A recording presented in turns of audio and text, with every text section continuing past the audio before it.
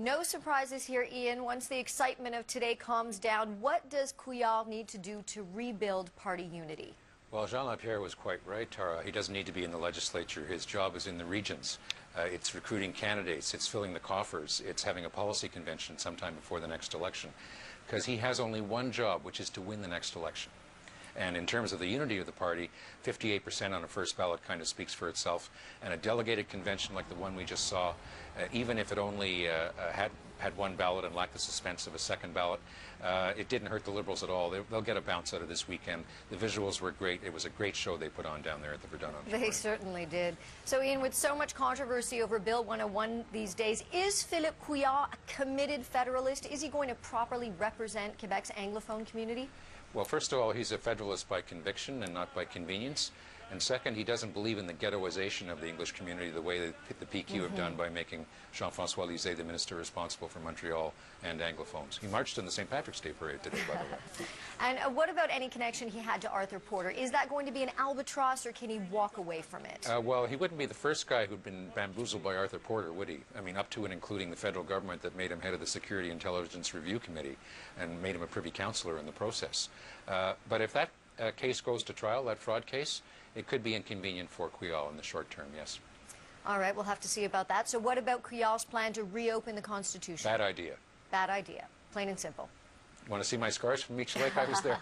All right, let's move on then. So let's talk about Raymond Vincent. Is there a place for him in a Liberal government, or will he walk away at this point? Well, he's 65 years old, and he finished third, which he did not expect to do today, Tara. He thought he was second, a solid second, and he turned out to be a distant third.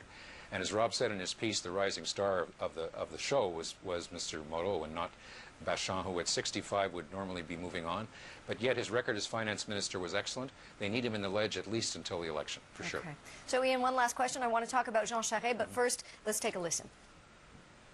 For those who still question where the future of Quebec will be, please, please never let yourself be convinced by a separatist or anyone else that Quebecers want to live outside of Canada. Quebecers want Canada to succeed. Quebecers want to be part of Canada, and Quebecers want this country to be as great as it is for their children as it is for them today.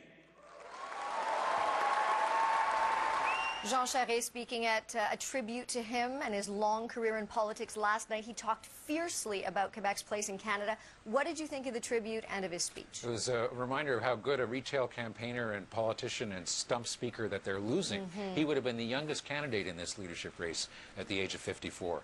But if you ask me about his legacy, it's very simple. He saved the country in the 1995 referendum and in 3 of the 4 elections since, where by defeating the PQ, he saved us subsequent referendums.